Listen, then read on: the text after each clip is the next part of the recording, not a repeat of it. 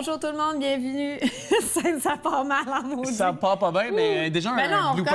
On recommence pas. Salut tout le monde, bienvenue à TV Laval Nouvelle. Et ce qu'on vous a pas dit, c'est que ça fait déjà 2 fois qu'on recommence notre intro parce qu'on a le fou rire. C'est pas vrai. C'est pas vrai, ben non, hein, on joue la comédie présentement. J'ai pas commencé tout croche non plus. Non plus. T'es pas bafouillé, moi non plus, je me suis pas gratté. On fait pas d'erreur, jamais. Ça arrive pas. Ce que vous voyez là, c'est toujours du direct, c'est toujours parfait, c'est toujours léché. Hey, mois de novembre, c'est la dernière qu'on passe ensemble avant quelques vacances pour toi, Lily. Je m'excuse de t'abandonner pour 2 émissions. Non, mais tu ça va être comme dans le bon vieux temps quand t'étais ça. Le bon vieux temps, comme si c'était genre il y a super longtemps aussi. Mais non, je suis très content, mais j'avoue que par contre, ça va me faire quelque chose que tu partes. Mais par contre, tu t'en vas à quelle destination d'ailleurs? À Bangkok. Bangkok, en chanceuse. Thaïlande, oui. Mois de novembre. Oui, j'aime ça. Mois de novembre? Pas du tout. C'est ça que je te disais. Je déteste le mois de novembre. En fait, c'est le seul mois de l'année que j'aime pas.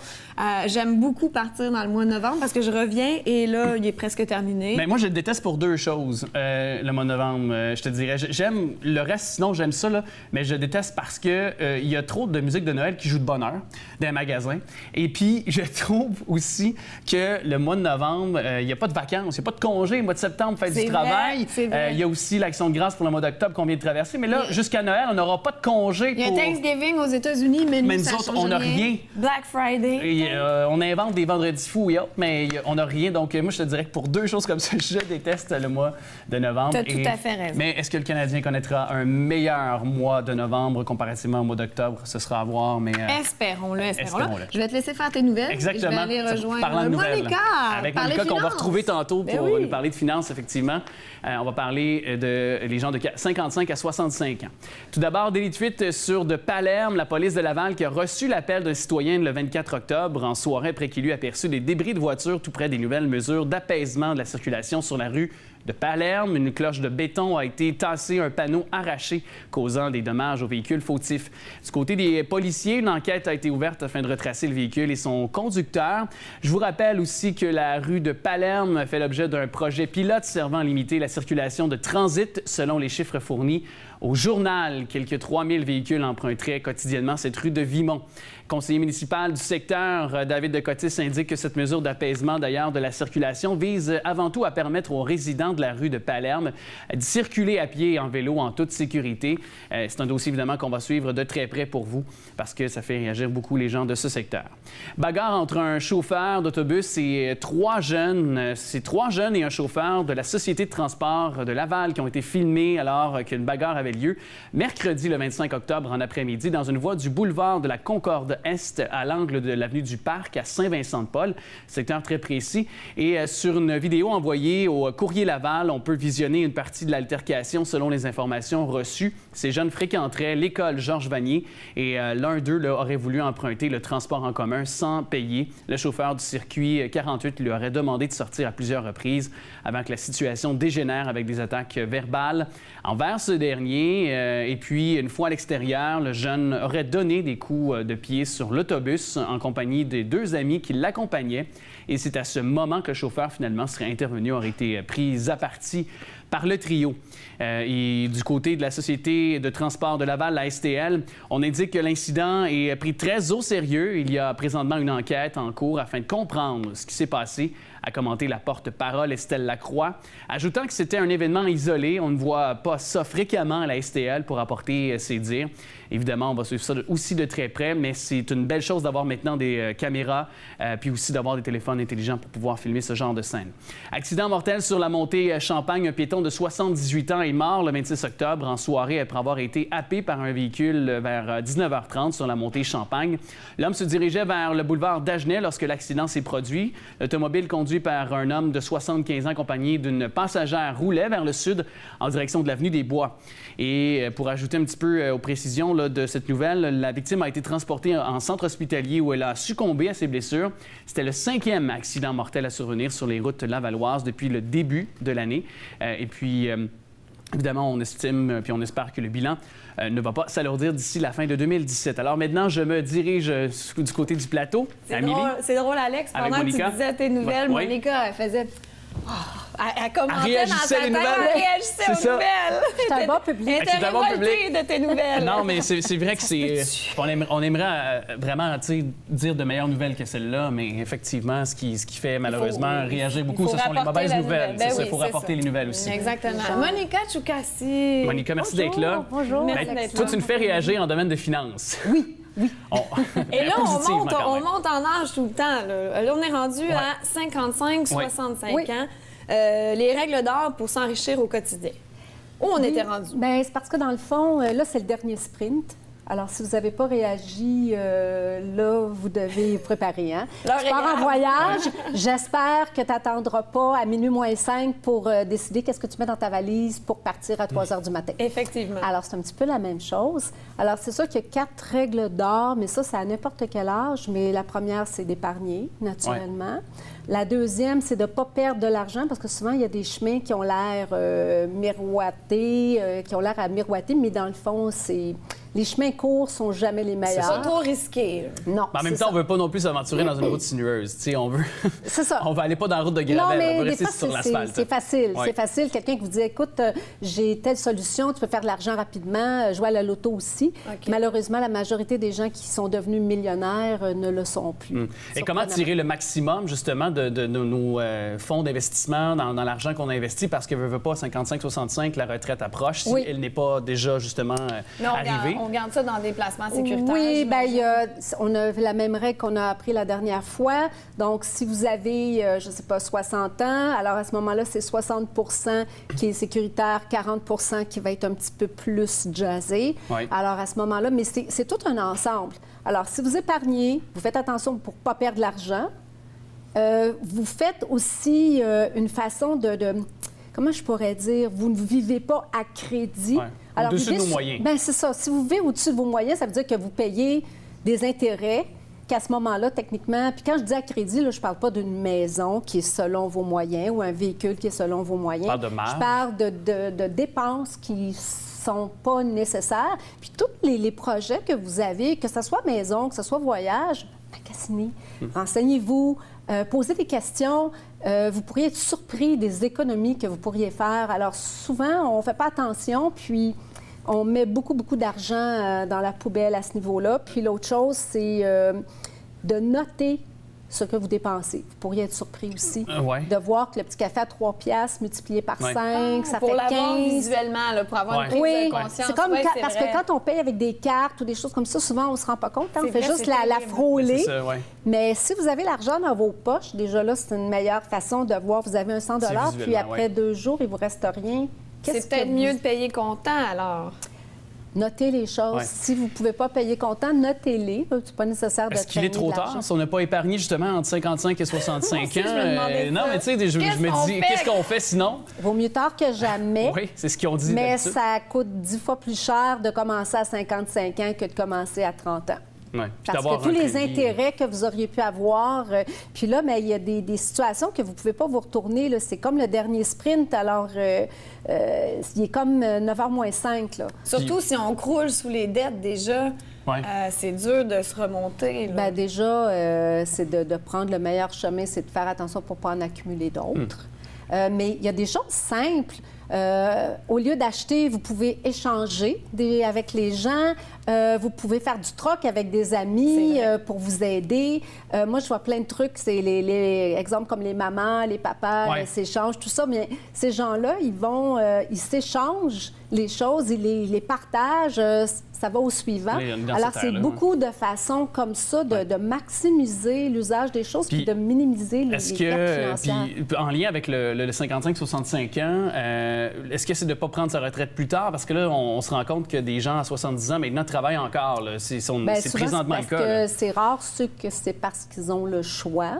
Parce que la pension du gouvernement, c'est vraiment peu. C'est minime. C'est vraiment peu. Ça peut donner autour d'à peu près 15 000, donc à peu près 250 par semaine. En moyenne, là, il y a des exceptions, mais en moyenne, c'est à peu près 250 par semaine ça, que vous allez avoir avant le seuil impôt. de la pauvreté. Avant impôt. Ouais. Bien, c'est ça. C'est une bien-être sociale ouais. pour les personnes retraitées. Alors, si vous n'avez pas de pension de votre entreprise, qui peut être de 5 000 par année à 100 000 par année, dépendamment là, de votre entreprise. Si vous n'avez pas d'économie personnelle, donc c'est les 3 sources sur lesquelles vous pouvez compter. Et là, vous avez à peu près 20, 25, 30 ans à vivre avec ces montants-là. Alors, c'est comme le chèque de bien-être social que les gens reçoivent de 1 000 $ au début du mois. Bien, il faut que vous ayez la bonne idée de l'étaler sur le mois et ne pas, à ce moment-là, tout le dépenser en l'espace d'une semaine parce que vous allez vivre 3 semaines... Très serré. Les jeunes qui nous écoutaient, commencez tout de suite. Exactement. Vous n'êtes pas éternel. Non, mais c'est facile. C'est facile tout de suite. Là, tu mets 25 $ par mois, puis ça devient $250 000 à 65 ans. Ça vaut la peine. Ça vaut la peine. Hey, merci beaucoup. Merci beaucoup. Encore une fois, c'était clair. Merci. Une nomination pour Saul Polo. Le député de Laval-des-Rapides, Saul Polo, qui a récemment été nommé adjoint parlementaire du ministre des Finances, Carlos Letao. Et cette nouvelle fonction survient dans la foulée du remaniement ministériel du 11 octobre. Jusqu'à cette date, l'élu lavallois, que vous connaissez, occupait le poste d'adjoint parlementaire de la ministre de l'Économie, de la Science et de l'Innovation, Dominique Anglade.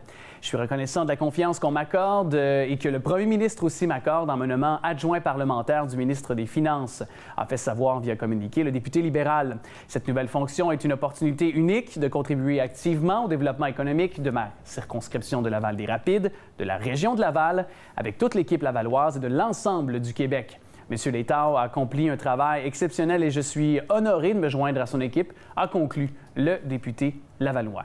Lancement d'un premier laboratoire d'innovation sociale, le pôle régional d'économie sociale de Laval a lancé le 27 octobre le tout premier laboratoire d'innovation sociale de Laval au tiers-lieu en compagnie des candidats à la mairie de Laval et du directeur général du chantier de l'économie sociale, Jean-Martin Hossan. Le laboratoire a pour mission de catalyser les forces vives de l'innovation sociale de la grande région et de créer, avec elle, les conditions favorables au développement de solutions novatrices favorisant l'augmentation de l'impact social. La directrice générale du pôle régional d'économie sociale, Louise Holder, mentionne que certains candidats n'ont pas compris l'économie sociale encore. Elle dit « Il faut savoir que nous ne sommes pas en demande, mais nous avons quelque chose à offrir. Je crois que les politiciens n'ont pas la connaissance des outils à leur disposition. » Et Mme Holder affirme que les politiciens doivent faire la différence entre l'économie sociale et le communautaire. L'économie sociale a des biens et services à vendre et a une autonomie financière, dis-je bien. Nous avons besoin d'eux, précise-t-elle. Et par ailleurs, le pôle régional d'économie sociale de Laval a souligné la mise sur pied d'une formation en entrepreneuriat collectif en partenariat avec la commission scolaire de Laval. D'ailleurs, offerte par Formation Corpus, ce programme vise à outiller les entrepreneurs collectifs actuels et futurs de sorte qu'ils soient aptes à relever les défis propres à l'entrepreneuriat collectif et ainsi assurer le succès de leur entreprise, de mentionner du même souffle Louise Holder. Le 20 novembre prochain, il y aura une marche pour le droit des enfants. Et pour en parler avec nous, on a Caroline Boivin, qui est rendue une habituée de TV Laval Nouvelles. Caroline Boivin, qui est coordonnatrice à la division du développement social du service de la culture, des loisirs, du sport et du développement social Ville de Laval. Je donne un diplôme pour l'avoir dit, juste ça. J'ai pas pris un assez grand respect. Non, c'est ça. Caroline, bienvenue à l'émission. Et on a aussi Chantal Gignac, qui est directrice de la Maison des enfants, le Dauphin. Oui. Bienvenue à l'émission. Merci d'être là, à vous deux. Merci à vous. Je ne savais même pas qu'il y avait une journée internationale pour le droit des enfants. Donc là, vous m'apprenez quelque chose. Déjà en partant. Super. Oui, en partant. Moi non plus, j'avoue que c'est quoi cette marche-là qui va avoir lieu le 20 novembre? En fait, je pense que c'est important juste d'inscrire justement cette marche-là dans la démarche globale. Là. La marche s'inscrit dans le plan d'action municipalité Amis des enfants. La Ville est accréditée d'ailleurs depuis 2014. C'est en lien avec le Carrefour municipal d'Action Famille. On sait qu'on avait déjà parlé Amis des aînés, Amis des enfants. Exactement. Est-ce que c'est... ça doit être différent un peu, mais est-ce que c'est des plans d'action? C'est quoi pour devenir Amis des enfants? Qu'est-ce que ça comprend? En fait, exactement, la Ville doit s'engager sur certaines choses, notamment l'élaboration d'un plan d'action, mais également pour souligner la Journée internationale des droits des enfants. Donc, la marche s'inscrit dans le plan d'action. Le plan d'action a plusieurs axes d'intervention, dont celui de communication, information, où ce qu'on vient justement souligner la journée par l'entremise de marches de solidarité ou d'autres activités connexes. Et on vient appuyer aussi les initiatives du milieu. Okay. Sauf qu'il faut savoir à Laval, qu'est-ce qui est fort différent, c'est qu'il y a une marche qui existe depuis fort longtemps, avant l'accréditation 2014. C'est pour ça que je suis accompagnée aujourd'hui d'une oui. personne importante qui pourra nous parler de la marche, effectivement, qui existe depuis la nuit des temps et auquel la Ville s'est associée, dans le fond, pour l'intégrer à travers la Journée des droits. Là. Puis justement, si on se tourne vers vous, parce qu'il y a plusieurs organismes aussi sur le territoire lavallois qui supportent la famille, supportent les enfants. Donc, est-ce que vous représentez un peu justement ces organismes-là pour chapeauter un peu la Journée du 20 novembre? Je vous dirais que l'initiative de la marche pour les droits des enfants, c'est vraiment une initiative de la Maison des enfants, le Dauphin de Laval. C'est comme une maison des jeunes, ça, la Maison des enfants? On pourrait le voir un petit peu comme ça, la Maison des enfants, mais on a vraiment une mission pour les enfants de 0 à 12 ans et leurs parents. Donc, on ressemble quand même plus à une maison de la famille qu'à une maison des jeunes. Mais je pourrais dire que c'est un hybride entre les deux. Entre les deux, au niveau de l'approche, au niveau de notre lunette, au niveau de comment on approche l'intervention ou l'accueil. On voit l'enfant tout d'abord qui fait partie d'une famille, versus d'autres milieux où ils vont travailler la famille globalement. Mais nous, on a vraiment une lunette enfant. Et là, ça se déploie cette année d'une manière, c'est pas seulement qu'une journée, c'est comme une programmation. C'est pas une heure, on va marcher. Il y a vraiment toutes sortes de choses qui entrent en ligne de compte. Oui, je suis curieuse de savoir comment ça se déroule, cette journée-là. Bien, en fait, la marche, dans le fond, elle est pour souligner la Convention relative aux droits des enfants qui a été signée à l'ONU en 1989. Donc, il y a vraiment une charte comme la Charte des droits de l'homme, dans le fond, mais c'est pour les droits des enfants. Et puis, il y a différents événements qui se passent. Nous, à Chemédé, c'est vraiment une marche qui démarre à une école. C'est souvent fait en collaboration avec l'école.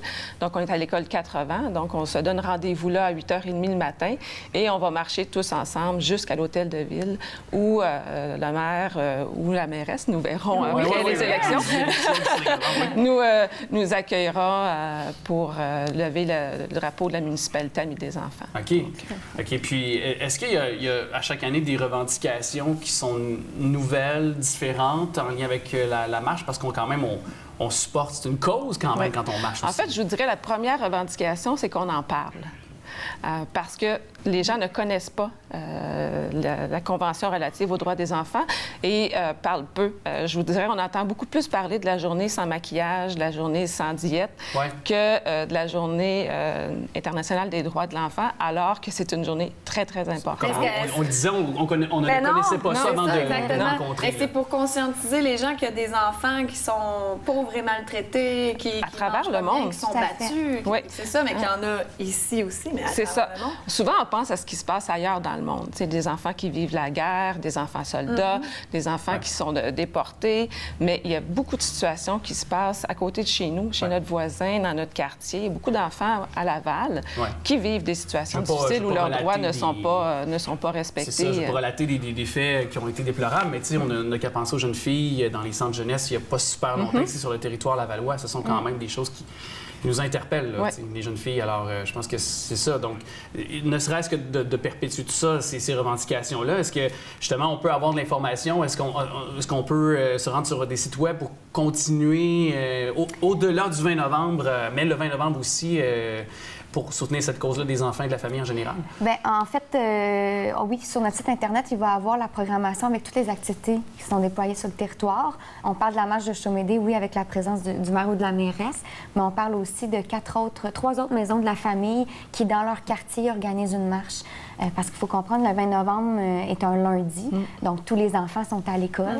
Donc, la seule manière qu'on a pu mobiliser les acteurs du milieu cette année, c'est en créant des activités de quartier, de proximité. Et on invite d'ailleurs tous ceux qui ne travaillent pas le lundi, le 20 novembre, à aller consulter la page et à aller marcher avec les organismes communautaires et les écoles. Marche aussi, j'imagine qu'il y a beaucoup d'éducation à faire tout à fait. À ce niveau-là. C'est auprès des enfants, c'est auprès des parents, c'est auprès de tous les gens, finalement, tout le monde. Tout à fait. Il y a peut-être de l'information aussi complémentaire que les gens peuvent retrouver sur le site du Carrefour municipal Action Famille, là. Effectivement. Excellent. Merci. On vous remercie beaucoup et habillez-vous chaudement le 20 novembre. Oui. On ne sait jamais. On ne sait jamais, effectivement. Mais une très belle marche. Merci d'être venu nous en parler. Merci. Au moment d'enregistrer cette entrevue et que vous la verrez pour la première fois, ce sera le 5 novembre, votre devoir de citoyen. J'espère que vous allez le faire et qu'il sera fait au lendemain des élections également, parce qu'évidemment, ça peut avoir une grande proportion pour votre vie au quotidien, les élections municipales, et il nous le vulgarise tellement bien. Amélie, tu le sais comme moi, les journalistes, chroniqueurs politiques. Rares Bourlacou, merci d'être encore avec nous. Au plaisir de vous retrouver. On vous aime, Rares. Nous, moi aussi, c'est tout à fait parfait. Et puis allons-y avec ce qui s'est tramé au cours des derniers jours. On n'ira pas dans de ce qui est arrivé de concrètement, mais peut-être de l'importance que ça pourrait avoir pour les élections municipales. Guy Ouellet, député de Chemédé, on connaît l'histoire, on ne reviendra pas là-dessus, mais est-ce que, selon vous, ça aura une influence sur le résultat final des élections? Il est difficile à estimer maintenant s'il y aura une influence certaine sur le résultat final de l'élection, mais c'est sûr, c'était une journée triste pour la démocratie. Il faut l'avouer, d'avoir un député qui se fait arrêter par l'UPAC en pleine séance de commission parlementaire. Voyons, il était président de la commission des institutions. Ouais, justement. Effectivement, imaginez-vous alors ce côté provincial, municipal, en pleine campagne. C'est le cynisme,